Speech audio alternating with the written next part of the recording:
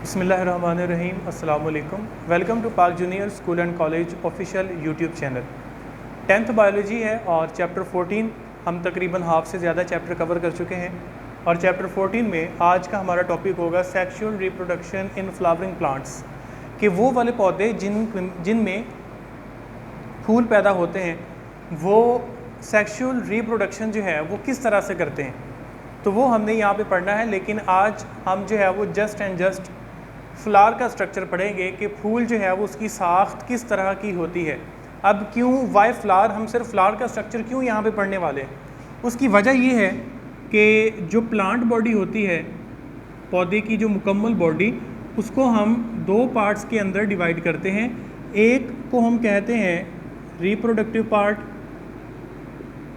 और दूसरे को हम कहते हैं, उसके दो नाम हैं, हम उसको जो है वो नॉन रिप्रोडक्टिव पार्ट भी कहते हैं और उसका जो दूसरा नाम है वो उसका वेजिटेटिव पार्ट भी है, वेजिटेटिव पार्ट।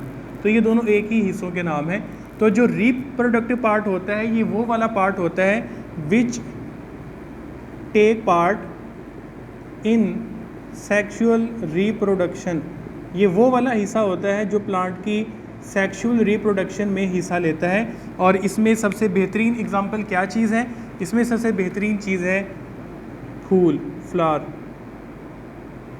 और जबकि जो नॉन रिप्रोडक्टिव पार्ट होते हैं ये वो वाले पार्ट होते हैं कि जो पौधे की सेक्सुअल रिप्रोडक्शन में हिस्सा नहीं लेते, do not take part in sexual reproduction,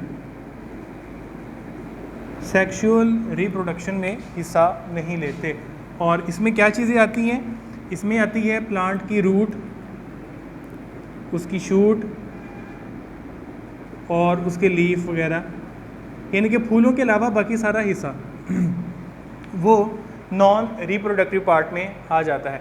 तो हम क्योंकि सेक्सुअल रिप्रोडक्शन को स्टडी कर रहे हैं तो लिहाजा हम सिर्फ वही चीज़ स्टडी करेंगे जो सेक्सुअल रिप्रोडक्शन में हिस्सा लेती है, मतलब कि पौधे का रिप्रोडक्टिव पार्ट जिसको हम कहते हैं पौधे का फूल, पौधे का जो है वो फ्लावर। अब यहाँ पे हम फ्लावर का जब स्ट्रक्चर देखेंगे तो हमें पता चलेगा कि पौधे में जो फूल होता है, फूल के 4 होल्स होते हैं। होल्स कहा जाता है उनके घेरों को कहा जाता है। अब सबसे पहले हम होल की डेफिनेशन देख लेते हैं कि वो क्या होती है। बुक पे हमारा साइड बॉक्स है कि ये शूट की ऐसी कंडेंस फॉर्म होती है जिसमें डिफरेंट नोड्स लगे होते हैं और हर नोड पे जुड़ी हुई चीज़ें मिलकर एक हॉल यानी कि एक घेरा बनाती हैं। तो इसको देखना बहुत आसान है। आप गुलाब का फूल लें, सबसे पहले जो गुलाब के फूल के नीचे सबज सी वो ऐसे साइडों को निकली होती हैं, यानी कि जब फूल बंद होता है तो वो उस पर ऐसे बड को जो है वो क्लोज करके रखती हैं। बाद में जब वो ऐसे खिलता है तो ये जो नीचे सब्ज़ रंग की चीज़ें होती हैं ये उसका पहला घेरा है। उसके बाद उसके अंदर यानी कि वो आप उतार दें तो आगे फिर जिस चीज़ का सामना होगा आपको वो होगी फूल की पत्तियाँ, फ्लावर की पेटल्स, वो दूसरा घेरा है। फिर वो उतार दें तो आगे ये वाला तीसरा घेरा शुरू हो जाता है। ये जो लंबे लंबे स्ट्रक्चर्स आपको यहाँ पे दिखाई दे रहे हैं ये मेल पार्ट है जिसको एंड्रोशियम कहा जाता है। और फिर उसके बाद जो आखिरी पार्ट आता है वो उसका फीमेल पार्ट होता है जिसको हम गायनेशियम कहते हैं।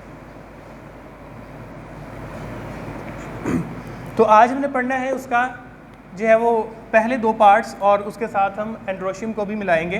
तो ये जो सबसे बाहर वाला पार्ट होता है इस पार्ट को कहा जाता है कैलेक्स।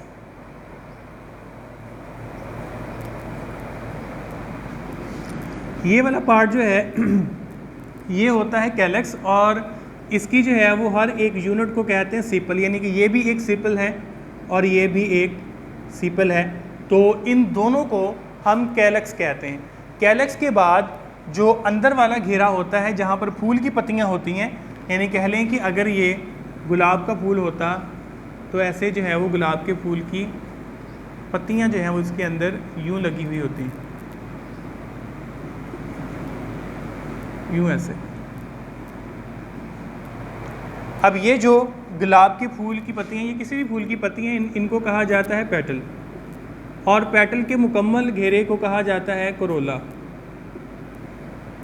अब इन दोनों का क्या काम है, जो सीपल होते हैं जिसको हम कैलेक्स भी कहते हैं, सीपल या कैलेक्स, इनका काम होता है इनर पार्ट्स की प्रोटेक्शन के साथ, इनर पार्ट की प्रोटेक्शन करनी होती है, क्योंकि जब शाम हो जाती है, फूल बंद हो जाता है, तो यही जो सेपल्स होते हैं ये उसके ऊपर ऐसे आ जाते हैं ताकि उसकी हिफाजत की जा सके।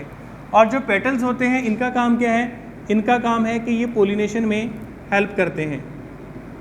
अब ये पोलिनेशन में कैसे हेल्प करते होंगे? क्योंकि इनके जो पेटल्स होते हैं ये अपने पेटल्स में अट्रैक्टिव कलर्स भर लेते हैं, और अट्रैक्टिव कलर होने की वजह से बहुत सारे इंसेक्ट जैसा कि हनी बी वगैरह वो इनकी जानब अट्रैक्ट होती है, इनके ऊपर आके बैठती है, जिससे फिर आगे फर्दर पोलिनेशन का प्रोसेस पॉसिबल हो जाता है। तो ये पोलिनेशन क्या होती है और इसमें इन इंसेक्ट्स का क्या रोल है, ये हम अपने अगले लेक्चर्स में देखेंगे, क्योंकि अभी तक हमने जस्ट इसका स्ट्रक्चर देखना है कि इसका स्ट्रक्चर जो है वो किस तरह का होता है। अब हमारे इस लेक्चर की जो आखिरी चीज़ है वो है एंड्रोशियम। ये जो पौधे का मेल पार्ट है, ऊपर वाले हिस्से को हम कहते हैं एंथर, ये जो नीचे वाला होता है इसको हम कहते हैं फिलामेंट। ये दोनों मिलकर पौधे का मेल गैमेटोफाइट बनाते हैं, या कह लें कि पौधे का जो है वो मेल रिप्रोडक्टिव स्ट्रक्चर बनाते हैं, और इसका नाम है एंड्रोशियम। एंड्रोशियम, तो ये एंड्रोशियम बनाते हैं। तो एक तो फिलामेंट होता है, फिलामेंट का कोई ख़ास जो है वो यानी कि बहुत ज़्यादा काम नहीं है, वैसे ख़ास है, काम इसके कुछ ज़्यादा नहीं है। इसने क्या करना होता है कि इसने एंथर को जो है वो संभालना होता है इसने, और ये नीचे जो है वो एक नोड के साथ जुड़ा हुआ होता है, जो इसको हम ये जो थ्रेड लाइक फिलामेंट है, थ्रेड लाइक स्ट्रक्चर है, इसको हम फिलामेंट कहते हैं, और उसके ऊपर जो अटैच होता है उसको हम एंथर कहते हैं। अब यहाँ पे देखने वाली चीज़ है कि एंथर के अंदर क्या होता है। तो एंथर के अंदर कुछ सेल्स की डिवीज़न होती है। एक सेल होता है, उसको आप कह लें कि जी वो मदर सेल है। वो क्या करता है कि mother cell undergo meiosis, meiosis ज़रा प्रोमिनेंट करके लिखना चाहिए क्योंकि सेल डिवीज़न है।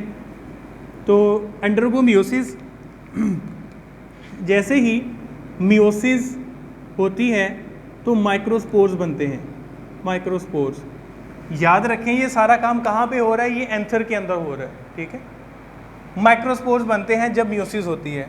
फिर क्या होता है कि ये जो माइक्रोस्पोर्स के न्यूक्लियस होते हैं, उनके जो न्यूक्लियाई हैं, वो क्या करते हैं कि वो फिर माइटोसिस करते हैं। माइटोसिस, इनकी माइटोसिस से जो है वो दो चीज़ें बनती हैं, दो किस्म के न्यूक्लियस बनते हैं। एक को हम कहते हैं जनरेटिव न्यूक्लियस, जनरेटिव न्यूक्लियस, दूसरे को हम कहते हैं ट्यूब न्यूक्लियस। फिर ये जो जनरेटिव न्यूक्लियस है ये फर्दर आगे जब डिवाइड होता है तो ये दो स्पर्म सेल्स पैदा करता है, दो स्पर्म सेल्स। अब इसी चीज़ को आप यहाँ जो है इसके अंदर देख सकते हैं कि एंथर, यहाँ पे ये जो स्ट्रक्चर्स हैं इनको हम कहते हैं पोलन सैक। सैक मीन थैली, पोलन सैक। अब ये समझ लें कि यहाँ पे इसको जो है वो यहाँ कर लेते हैं। फ़र्ज़ किया कि ये एंथर है और इसके अंदर ये एक पोलन सैक है, या कह लें कि ये वो चीज़ है जो मदर सेल से म्यूसिस करके माइक्रोस्पोर बनी। अब ये कह लें कि ये माइक्रोस्पोर है। अब हुआ क्या कि जो माइक्रोस्पोर का न्यूक्लियस है ये रहा, अब इसने फ़ौरन माइटोसिस की और माइटोसिस करके दो न्यूक्लियस बना लिए। अब इसमें से एक न्यूक्लियस जो है जिसको हमने कहा जनरेटिव न्यूक्लियस, वो डिवाइड हुआ और उसकी डिवीजन से दो जो है वो स्पर्म सेल्स बन गए। अब ये मुकम्मल स्ट्रक्चर जो कि एक थैली के अंदर पोलन सैक के अंदर बंद है, जिसमें एक ट्यूब न्यूक्लियस और एक जनरेटिव न्यूक्लियस है, this is called pollen grain. इसको हम पोलन ग्रेन कहते हैं। तो ये एंथर के अंदर जो है वो पोलन ग्रेन्स होते हैं जो रेडी होते हैं किसी भी दूसरे पौधे के या अपने ही फूल के पौधे पे, अपने ही पौधे के फूल पे ट्रांसफ़र होने के लिए, ताकि पोलिनेशन हो सके और आगे बीज और फल बनने का काम जारी रह सके। तो आज का लेक्चर सिर्फ इतना ही। नेक्स्ट हम इसके जो है वो फीमेल रिप्रोडक्टिव पार्ट और उसके साथ हम डबल फर्टिलाइजेशन को स्टडी करेंगे। तब तक के लिए अपना ख्याल रखिएगा। अल्लाह हाफिज़।